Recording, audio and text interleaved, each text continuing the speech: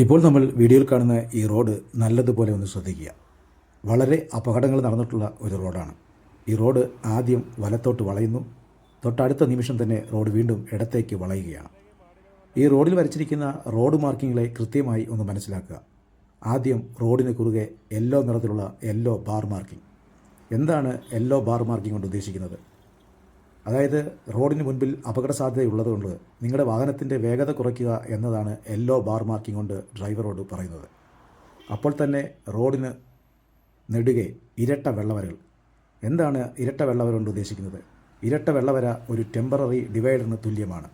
അപകട സാധ്യത ഉള്ളതിനാൽ നിങ്ങൾ പോകുന്ന ക്യാരേജ് വേയിൽ കൂടി തന്നെ വാഹനം ഓടിക്കണമെന്നും ഇരട്ട വെള്ളവര മുറിച്ച് കടക്കാൻ പാടില്ല എന്നുമാണ്. അതായത് വെള്ളവര മുറിച്ച് കടന്ന് വലത്തെ ക്യാരേജ് വേയിലായിട്ട് കയറി അപകട സാധ്യത ഉണ്ടാകുമെന്നും അതുകൊണ്ട് നിങ്ങൾ നിങ്ങളുടെ വാഹനത്തിൻ്റെ വേഗത കുറച്ച് ഇടത്തെ ക്യാരേജ് വേയിൽ കൂടി തന്നെ പോകണമെന്നാണ് നമ്മോട് പറയുന്നത്.